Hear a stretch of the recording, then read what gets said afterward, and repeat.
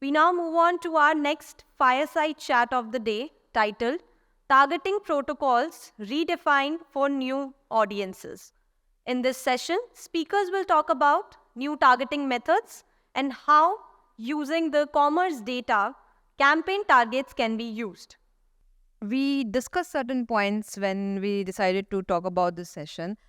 One was, of course, how do you target an audience, and how do you go the usual beyond the usual route. One of the usual route these days is supposed to be WhatsApp. Are you overdoing it? Are you being intrusive, or you just borderline there? What are the steps that brand should take to go beyond the regular way of targeting users? Also keeping in mind there is a DPDP Act which says you cannot be intrusive and my data resides with me and not with the brand anymore. So Rashid? So two topics that you've just covered right now. One is our law, which is changing rapidly, and we're aligning ourselves in India to various global regulations. The primary concern that has been in prevalence so far has been data privacy, and of course, our laws are now becoming geared towards that. A lot of controls will be given out to individuals who will require to provide consent while sharing data, and organizations, of course, will need to maintain controls on their side on how they utilize data. What you brought up right now was WhatsApp, and most organizations have been, in the last year, 2 years, focusing primarily on getting first-party data because the upcoming regulations, as well as a lot of shift in the usage of how data can be procured and utilized, specifically cookies, is going to move away, or rather it's going to move towards a cookieless world where having user information is either going to be dependent on utilizing platform controls, where they are able to then let advertisers know how to reach or target audiences. And on the other side is getting information out to users where, in the case of WhatsApp, to be able to have first user data, to be able to target users efficiently. Now, just touching upon the WhatsApp part again, our new laws right now require organizations to get consent for every type of manner in which outreach can be done to individuals. And this is something that Rita was also commenting on just before we got into the chat. I'll let her continue on this one because it was something that she mentioned, which was very interesting, on the type of controls and the consents that are going to be needed. Thanks, Rashid. So I think what we were just discussing outside with DPDPA coming into place, it's a law which is going to be very similar to what we've seen across other markets like GDPR, etc. I think what is going to be critical for marketers is to be able to understand, while, the first party data is going to be super critical because, of course, there's cookie deprecation that's happening, right? So it's going to be one of the core ways in which marketers will have to start to build the identity infrastructure of their own. But having said that, the whole identity infrastructure has to be created in a manner which is, also backed by data ethics, right? So I think that is one of the core components of the law, to say that every customer data that we're acquiring has to be backed by the consent and the purpose for which that data is being acquired for, right? And that's where, the whole, ecosystem around are we being intrusive to customers versus are we actually being relevant and reaching out to for the purpose that they've actually signed up for will make the difference. And that's where we build that. Marketers will be able to build that trust with their customers by being very transparent in terms of the purpose that they've acquired their data for, and hence reaching out. And once that purpose is finished, by law, they'll have to obviously delete that data, which means, again, limiting the intrusion into a customer's privacy is going to then also help both parties as well, right? So I think that is how we see. Also, just on the cookieless piece, right? I mean, I think what I see is that both of these, activities, DPDP coming in and also cookieless future, preparing for that, is actually a good thing for our market, because I think it is important that we start to see how the entire ecosystem can be made more transparent, can be made more sustainable, more privacy-centric. So I think with the cookie deprecation, while there is a lot of panic, I think there is no need to do that. We have to see that as an opportunity to create more sustainable, protocols to be able to reach out to our audiences without, being intrusive at the same time. Okay, so there are two layers to it. One is you're saying brands are creating their own first party data. However, when I look at digital marketing, it's Facebook and Google which has about 80% of that market captured, right? And there's one part of the deprecation of third party cookies. There's also that um, with the DPDP Act, you've also seen like an Apple ad platform coming up. You've got a Amazon ad platform. You've got a Flipkart. So the number of wall gardens are only going to increase. And one of the ways of targeting is said that would be devices, whether you have your mobile and whether you are on a Samsung tablet or somewhere. The devices would be used to talk to the consumers directly. So how do you manage so many wall gardens? I mean, and how do you rely on so many data points? So which is correct? No, absolutely. I think, see, as we are moving into this entire ecosystem, publishers have actually realized that, a lot of data that they used to collect earlier as an alternative to revenue streams for, introducing paywalls is actually going to also help them create signals and audiences which can then be used for advertisement as well, right? So I think we will see a lot of those, wall gardens or micro wall gardens pop up. So from e-commerce platforms to OTTs to, the regular Google Metas of the world. But I think what we'll have to see is, and marketers will have to, so I always think that there is going to be a lot of different ways to reach out to your audiences, and marketers will have to start to test and learn. In a walled garden ecosystem, there will be technologies introduced like a data clean rooms, which can allow marketers to be able to, stitch identities across multiple different platforms or walled gardens at the same time, and then still be able to reach out to the relevant audiences, right? So there's going to be room for marketers to experiment with newer technologies. At the same time, the walled gardens or the publishers owning the first party data and hence the intelligence about the audiences will be critical for marketers to tap into. And those are things that will have to be done in a one-to-one ecosystem basis or through clean rooms, which could be more federated in a manner. So right now the wall gardens is largely restricted to Google and Meta. How many more wall gardens do you expect besides the e-commerce platform? Well, e-commerce, like you mentioned, Amazon, and there are a great many, and these are mostly country-specific, even region-specific. However, I'm just going to touch back on a previous point that you had touched upon. Is that how do these various ecosystems, how do marketers then go about capitalizing on this? They're, by the very necessity of identifying specific type of audiences and to be able to cross-communicate across all these walled gardens, there are various buying platforms available. There are mechanisms, and there is already many organizations are developing mechanisms to help put out ads to these various advertising arenas where audiences are available. Now, I'm just going to give an example. You had brought up Google. Google has, for example, smart targeting. Smart targeting is available to their various other partner ecosystems where the buying happens, for example, a Kenshu or an Adobe. And these platforms also have various tie-ups with other walled garden ecosystems. Now, when an organization, a brand is needing to target its audience, it will need to, where previously most brands were relying on advertisers, relying on cookie bases to identify the kind of behavior, the kind of preferences that specific users have basis their history of the same. This information is now contained by these larger walled garden ecosystems, for example, a Facebook or a Google or an Amazon. And now these targeting parameters will then become available to the buying ecosystems to be able to target. Now, the targeting will be happening on a fairly broader manner. It is not going to be individualized, so to speak. It is going to be far more broader on the preferences, on the behavioral aspects, on the consumption patterns that these have. And it is going to be a matter of permutation, combination to be able to arrive at what the ideal kind of user targeting is going to be.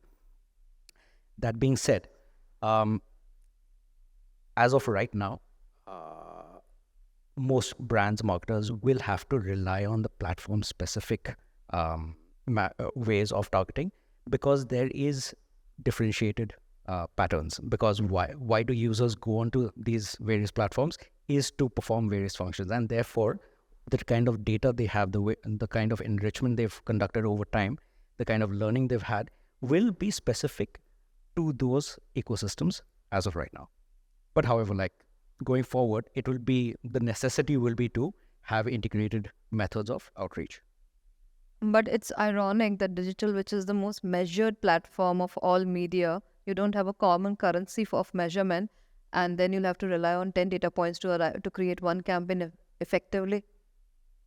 See, I think, historically, what we've always looked at from a digital media measurement perspective is all media metrics, right? But I think where we need to really start to pivot towards from a marketer's perspective also is towards measuring business outcomes, right? And in order for us to be able to measure business outcomes, you have to start to think how the client's data, which is their own first-party data in terms of their sales, footfalls, or conversions that they're measuring, or even improvement in their brand equity, are these metrics something that they can tie back to then media effectiveness, right? So I think that currency being brought back from a measurement perspective and tying it with the metrics and dimensions that every individual platform is giving back through a manner of attribution is what necessarily will be important for marketers for them to be able to tie the effectiveness together, right? And I think we'll have to start also thinking measurement directionally as well, because to Rashid's point, individual targeting as well as individual measurement will become a bit more difficult in a cookie-less environment. So we'll have to start thinking of ways to look at more aggregated measurements to be able to still be able to understand, how media is effective. Your point on this? So I'm just going to continue on this point because it's been... So what Rita just mentioned is spot on. The need of the hour right now is to be able to identify users and to be able to get them to interact with brands. With that, once an interaction begins to happen, either on the website or an app or wherever it may be, there is the possibility of capturing individual user information and then to be able to interact further with them. But to get there, there is going to be the need to have fairly broader targeting, but it is going to be context-based. Now, if, for example, and this context understanding is going to be led by a lot of user understanding, so it is going to be far more important to be able to identify what are the type of users an organization wants and then matching it to how they behave, how they operate, what they like, etc., to be able to target more efficiently. But this is going to be happening on a broader thing. The two things that popped into my head while this conversation was going on right now is so far there have been concepts of get to users where they are and communicate with them wherever they are. That is omni-channel communication, going about targeting on various platforms with various types of media, and it is fairly broad spread. Now the next part is matching it to gaining user information. It's going to be omni-channel communication where where marketers will need to scale down the spread of the number of places they are advertising, simply because of the need to identify more accurately the exact type of behavioral patterns and therefore where these consumers are. Now, once that advertising happens on those various platforms, which has been identified basis need, it will be dependent on the users to identify and say, okay, I like this brand, I like this product, I like this particular service, and then opt in for that, and to be able to say, I consent to be communicated for XYZ purposes. That is opting in. So, does that answer this? But this brings me to the point that while for new age brands, consumer tech company, it will be rather easy to go about it because for them, it all starts with data and end with data. They already have our data.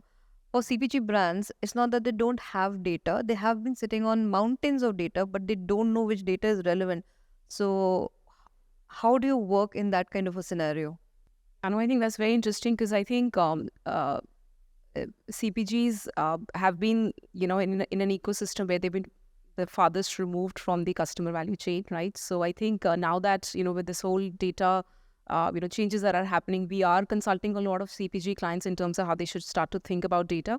And you have to think it from multiple lenses, right? I think most important thing, as I mentioned earlier, also from a consent perspective, it's not necessarily only about collecting data. It's about, understanding what the purpose or the use case behind the data is going to be. How are you going to utilize that data? So I think having that end goal understanding in mind then helps them craft a data strategy, which is then, panning across, the entire ecosystem from a business perspective. It's and the utilization of data is not just going to be limited only for marketing, for example, right?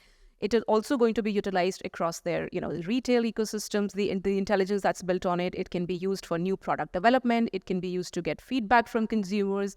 It can also be used to, sort of launch new products, etc. Right? So I think the whole understanding around the data that they're collecting from consumers and where it is going to be utilized then formulates that strategy, right? So I think that is the core component of it. And then, of course, going about, a very structured approach to, creating that. At the same time, all of this, of course, is going to benefit marketers from a business perspective.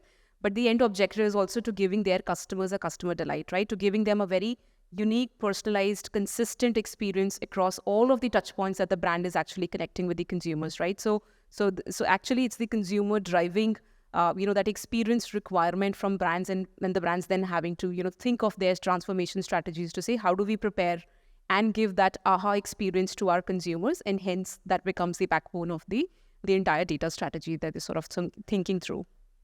One last question to both of you. What is the biggest challenge you face when it comes to devising a digital advertising strategy for a brand now? So I'll answer that part first and then hand over to Rita. So a number of our brands right now, there is, of course, this transitional phase that's going on. And the struggle is always to balance between awareness, which is about reach and reaching the right audiences, versus having conversion, which is a little more targeted and a fairly more transactional in nature.